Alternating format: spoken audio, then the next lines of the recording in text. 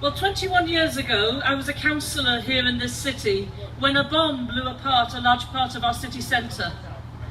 The government gave us £600,000 and told us if we wanted any more, it would have to come from the council taxpayers of Manchester. The European Union stepped in and gave us what we needed. And our city centre today is thanks down to the European Union.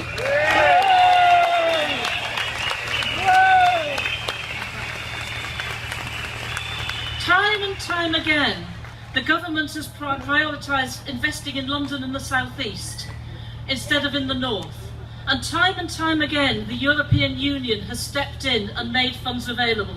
Ironically, even the building where the Conservatives are having their conference now would not be there without European Union funding.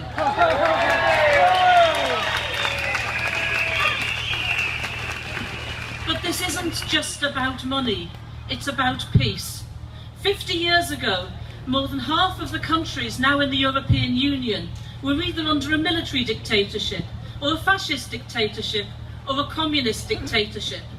And all of those countries looked at the European Union, warts and all, and realised this was a better future for themselves and their next generations.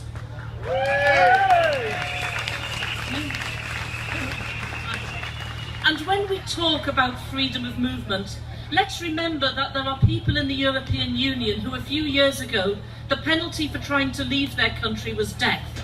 Tell them about freedom of movement.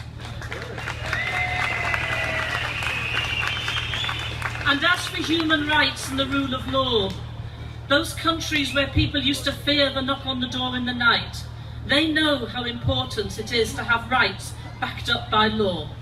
The European Union has given us peace, and countries which used to be on the other side, having missiles pointed at us, are now our friends and our neighbours.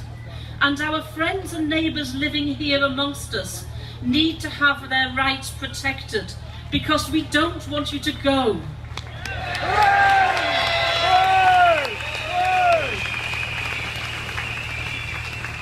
The Liberal Democrats have said that's given the fact that the referendum was based on lies, and these lies will never materialise. We the people should have the right to say again, this is not what was promised, this is not good enough, this is absolutely not what we want for the future. We don't want to impoverish ourselves, we don't want our neighbours to be sent away. We want a future in the European Union. We are the 48%.